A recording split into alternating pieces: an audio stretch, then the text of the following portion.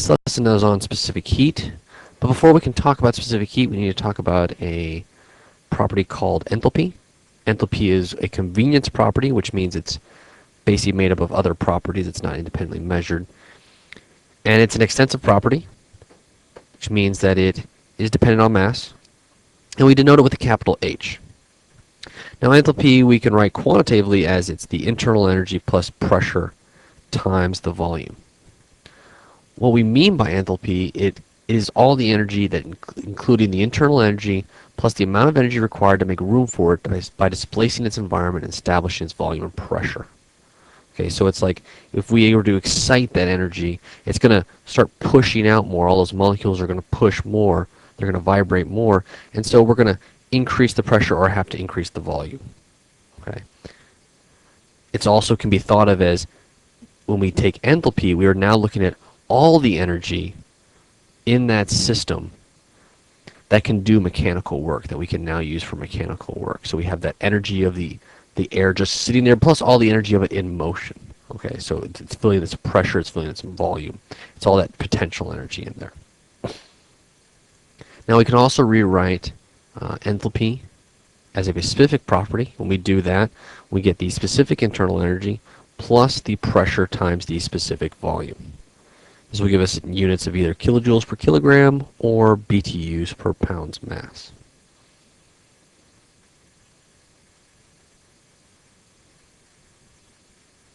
So now a specific heat is defined as the amount of thermal energy required to raise the temperature of 1 unit mass of a substance by 1 degree.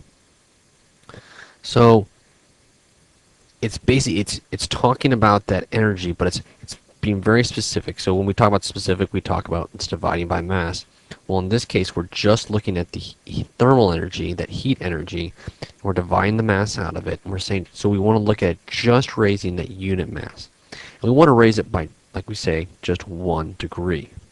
Okay, so it's going to give us this nice ratio of that change in energy by the degrees.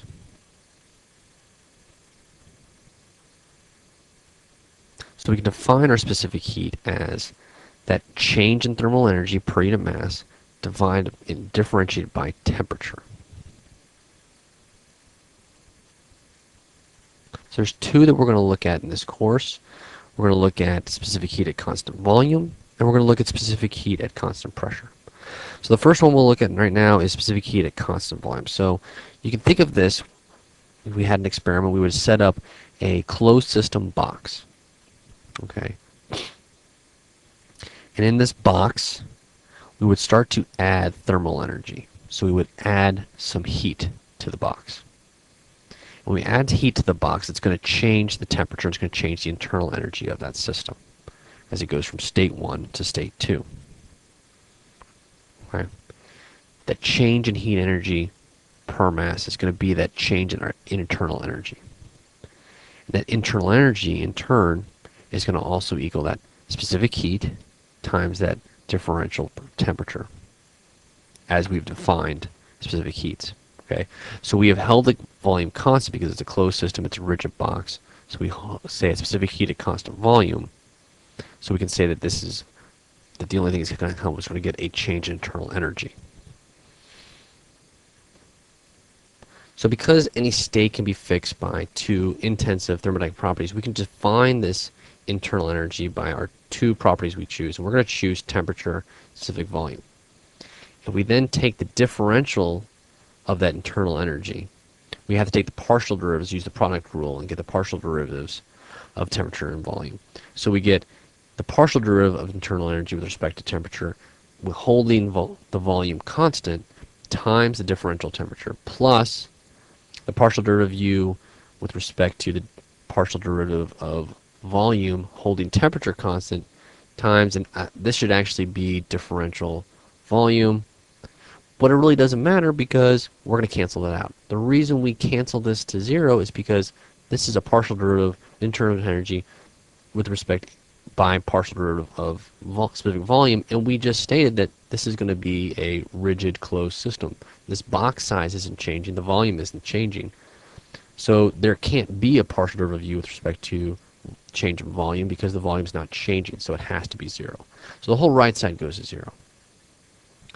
Well, now if you look, we now have du, we have dt, and we have this partial derivative of u over partial derivative of t at volume being, specific volume being held constant.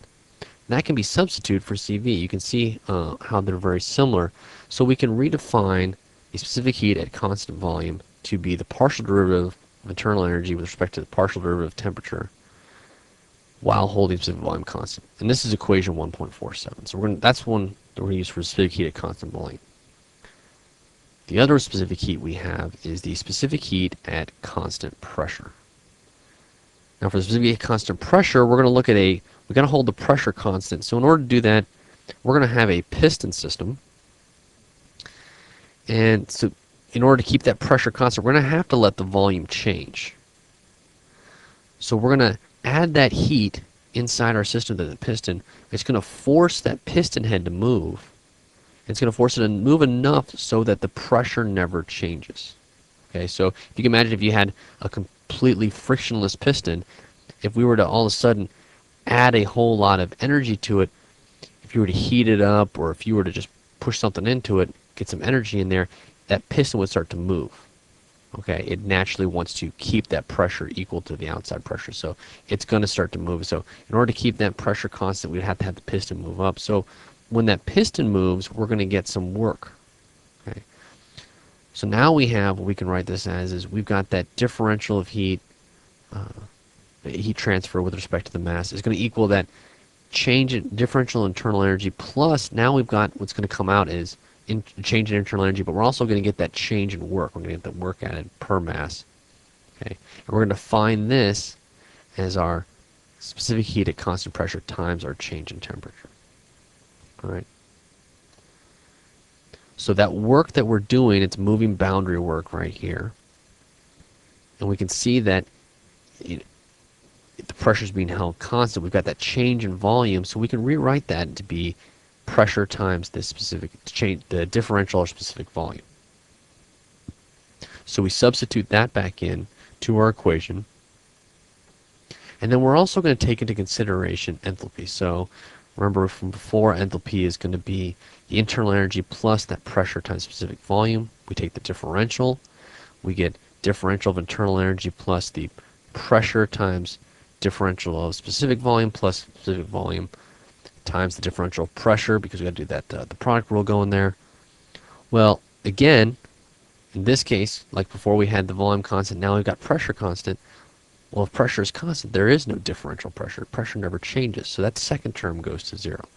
So we can then say that the differential of enthalpy is equal to differential of internal energy plus that pressure times differential of velocity, or excuse me, of specific volume.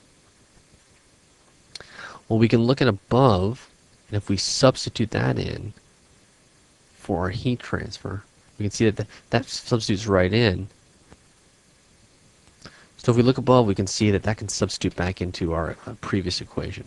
So now, just like before we defined internal energy by two properties, we're going to define enthalpy by temperature and pressure.